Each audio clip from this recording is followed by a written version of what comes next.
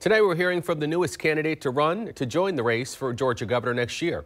When Democrat Stacey Abrams announced her candidacy yesterday, she set up a potential rematch of the 2018 election where she lost to Republican Brian Kemp. News4 Jax reporter Joe McLean is joining us live from Camden County, Georgia tonight. He spoke with Abrams.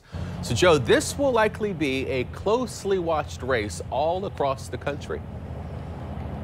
It will, particularly because of what we watched happen in Georgia since Abrams ran for governor in 2018. The state went blue in the 2020 election, which hasn't been the case in a presidential race there in 30 years, since I was 2 years old. The state also sent 2 Democrats to the U.S. Senate. And many attribute Abrams' work for the shift in the Peach State. We had a very close election in 2018, but we also saw unprecedented enthusiasm.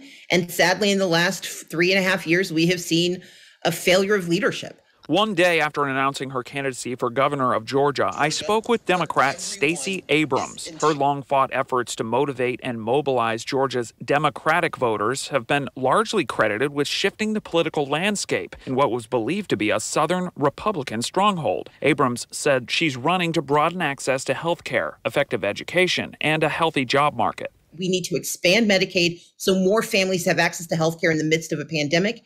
And we need to do the work of making sure our educational system, our jobs, that what we have in Georgia is right for the people of Georgia. Opponents are coming out strong against Abrams, with a spokesperson for the Republican National Committee saying, quote, "The RNC is excited to have another opportunity to deliver a crushing blow to Stacey's political aspirations by, yet again, denying her the keys to the governor's mansion come November 2022. In January, a political organization called Stop Stacey was specifically set up to fight Abrams' campaign. News4 Jax political analyst Rick Mullaney said that Georgia's governor's race will hinge on what issues come to the forefront. There will be some stiff headwinds for Democrats in 2022 if it remains as it is now, with Republicans arguing or focusing on the big 3, inflation, crime, and immigration.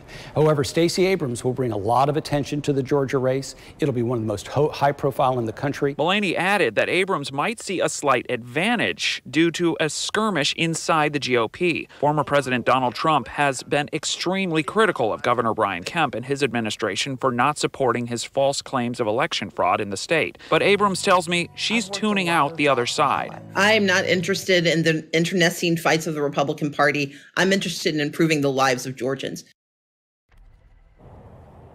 Now, notably, if Abrams is elected, she would be America's first black female governor ever elected. Meanwhile, Republican Senator David Perdue is rumored to be considering mounting a challenge to Brian Kemp in the primary next year. Reporting live, I'm Joe McLean, Channel 4, the local station.